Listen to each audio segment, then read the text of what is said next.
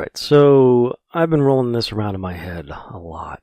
I've had it on my shoulders for years, but the shitstorm of Kavanaugh's confirmation has really been weighing heavily on me. I don't really want to talk about this, but I think I need to. So that there's no doubt, I want to say I'll be discussing, although not in strong terms nor in any detail, sexual assault and aggressive conduct, both drunk and sober.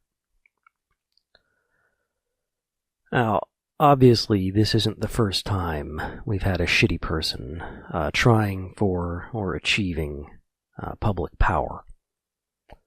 And as a result, it's not the first time I've had my personal demons reflected in a public figure. But this time, it's really hitting home. In part, this is because I spent years steeping myself in social justice and intersectionality. But that was also true when Trump was running for office.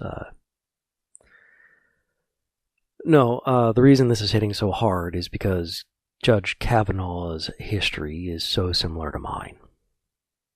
I grew up privileged, albeit a little bit less privileged than Kavanaugh. My parents could have easily sent me to private schools, and at one point actually considered it when it looked like Dad's job might take him overseas for long term. I always attended public schools, but they were the best public schools in the area. My parents could afford to spend time looking around, choosing houses, and they could pay the property taxes. I also attended an Ivy League school, like Kavanaugh, Cornell. Unlike Kavanaugh, I was the first one in my family to go there. But like Kavanaugh, I went to an Ivy League school. And like Kavanaugh, I joined a fraternity. And at that fraternity, I drank. A lot. And I was an entitled douche to women. I have my Me Too stories, but I'm on the wrong side of that hashtag. I was aggressive. I crossed boundaries. I made women feel unsafe. I made women unsafe. Before you put a hole in the wall getting away from me, I never got to the level that Kavanaugh reached. I don't think I ever got to the level he started at. I never jumped a woman and tried to literally silence her cries for help. I never drugged women and participated in gang rapes. But I did cross lines. And they're not blurred lines. They're very clear lines. I can recall a number of occasions, and have been told about another, where I can't even imagine what I made another person feel.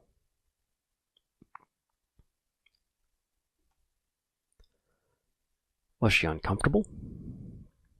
Disgusted? Afraid? Terrified? Scarred? I don't know, because these women haven't sought me out to tell me. Some of them wouldn't have known me well enough to be able to seek me out. Some may not have even known my name.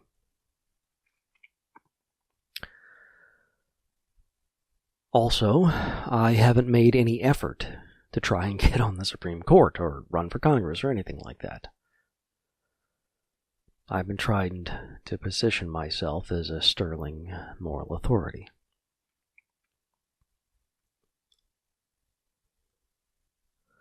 I want to clarify, while I did many things I'm ashamed of while I was drunk, not everything I did can be blamed on alcohol.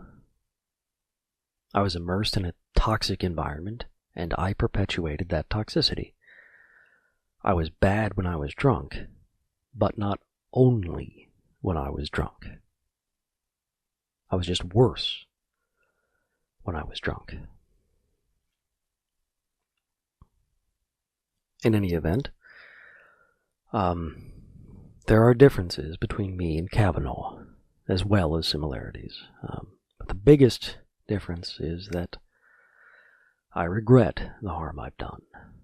I've tried to grow and change and become the moral exemplar I don't and will never claim to be, but I sincerely hope this is clear.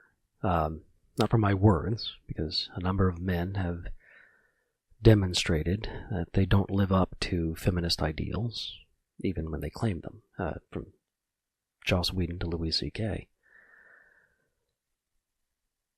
Not my words, but my actions. I hope I lift up the voices of the oppressed. I hope I nurture students instead of shutting them down. I hope people feel safe when I'm around. I hope I'm becoming the person I want to be. A lot of Kavanaugh's defenders, rape apologists one and all, have tried to claim that these allegations are so old that they're irrelevant, that he was young then and now he's mature. We can't hold youthful mistakes against him. Yes, we can. We absolutely can. First, Kavanaugh clearly doesn't repent his actions at all. He has vigorously denied the allegations, even as he provided the high school calendar that confirms them. Even as more and more allegations come out, even as more of his former friends and acquaintances step forward to refute his statements, he has responded with disbelief and anger, not sorrow. He hasn't learned in the last 36 years. He hasn't grown beyond his boyhood rape phase. Second, we have Kavanaugh's long history since college. We know that law professors groomed female law students to clerk in his court. They had to be physically beautiful, dressed to excellence, with perfect makeup. Mere academic excellence was no guarantee of a job with Judge Kavanaugh, not for anyone with a vagina. And his actions in and out of court also confirm his continued disdain for women. He's made it perfectly clear, using the coded language of Republican doublespeak, that he will repeal Roe v. Wade. And yet, in 2007, while sitting on the D.C. Circuit Court, he ruled in favor of forcing 2 women to have abortions over their objections. He also ruled in that case that a 3rd woman could be forced to have elective eye surgery over her objections. The 3 women were intellectually disabled and had been ruled mentally incompetent by a court, and thus were being forced to undergo medical procedures without their consent. If you have bought into the lies surrounding the Republican Party's position on abortion, you might be confused about how a conservative judge could force women to have abortions. But their smokescreen is meant to hide the truth of their fundamentalist antediluvian ideals.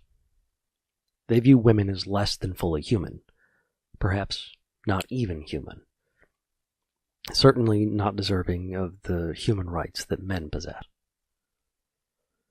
They view women as objects, as properties of men, to be transferred from the possession of their fathers to the possession of their husbands, locked away in houses, and used however their owners see fit.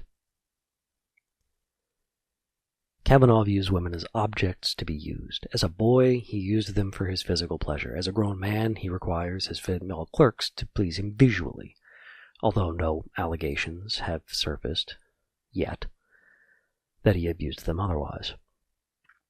And he has used his position as a judge to push women into the subordinate, purely physical role of making babies for men. They're not human beings to him, with dreams, goals, and motivations, but limited-use baby factories. And those disabled women he forced to receive abortions they didn't want? Damaged goods. Unfit for the use of men because they would produce tainted offspring. Perhaps Judge Kavanaugh did outgrow his violent physical rape phase from high school and his drug and gang rape phase from college. Perhaps he truly has stopped physically, intimately assaulting women in person. But that doesn't mean that he's grown into a better person. He now assaults women globally. He now uses his power to strip them of dignity, equality, and human rights that he feels they, as objects, don't deserve. His position on the rights and dignity of other minorities is just as awful, and for much the same reason.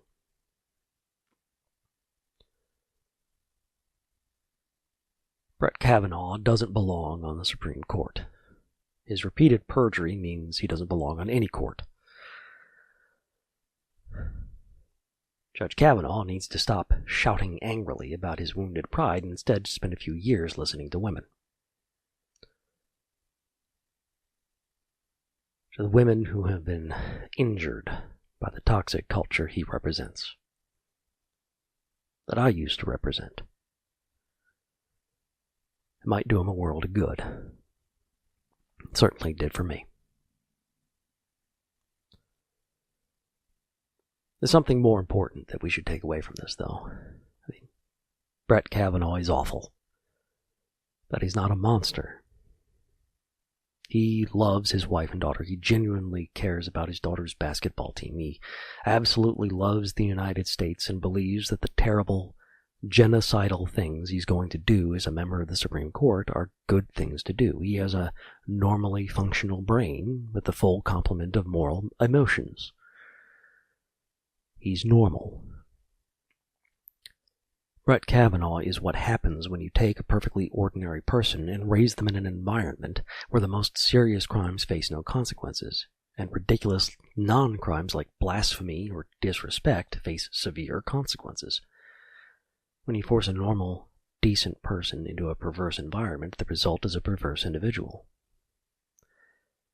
He has spent decades turning into the ingrown toenail of a human being that we see today. But he's normal. And so am I. Somewhat. I've been wrestling with my demons for years. Both the demons foisted on me by a culture that led me to do harmful things to others, and the demons I was born with that led me to drink myself unconscious every night for 10 years. But before I dove into that project, I was just a guy, living the way I had been taught, trying to live up to the malformed and ill-expressed set of virtues I'd been fed. I look back on my past with shame and disgust, and I know there are other men like me who have faced and who are facing what they have done, who are learning to live with that shame, and who are trying to build a better world.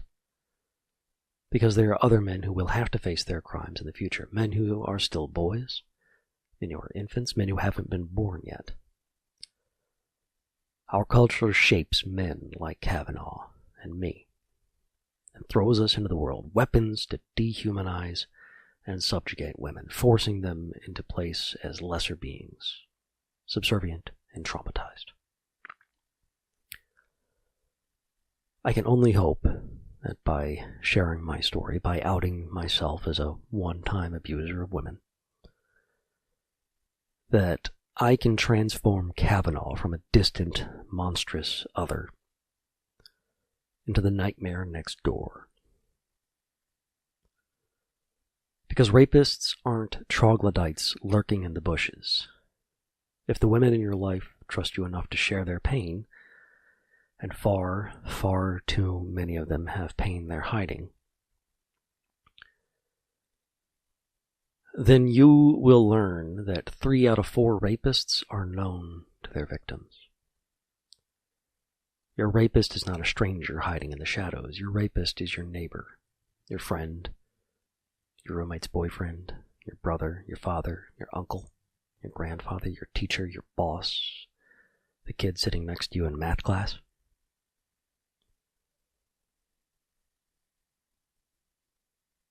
Brett Kavanaugh will never answer for his crimes, not even to himself. A few hours before I recorded this, he was confirmed to the Supreme Court. Even in the most optimistic future, he will never be charged for his assaults and his rapes. He will only ever be removed from the court if the United States alters its culture and politics in a dramatic fashion. Which means we need to work to make sure there are no more Kavanaughs moving forward. We need to act to stop the rapists, the abusers, the harassers in our lives. It's going to be difficult, heartbreaking, dangerous, demeaning. But the alternative is worse in every possible way. When you call out a coworker for demeaning someone sexually, you're not just confronting him. You're confronting everyone who didn't say something. You're encouraging the people who wanted to, but were too frightened. You're discouraging the ones who thought he was funny. You're changing the minds of those who hadn't thought about it before. And then they can go out and change the world too. Your small acts can add up to big changes, but only if they're difficult. The small, easy things just keep things the way they are.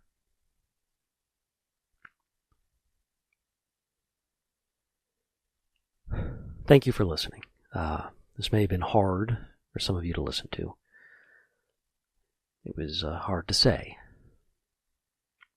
If you want to share your Me Too stories, if you want to rip me a new one, if you want to comment or respond in any way, you can do so at my YouTube channel, Social Justice Alchemy, or on the blog, surgoshan.blogspot.com, SURGOSHAN. You can also find me on Twitter at surgoshan, SURGOSHAN. No news this week. I'm going to let this one stand alone.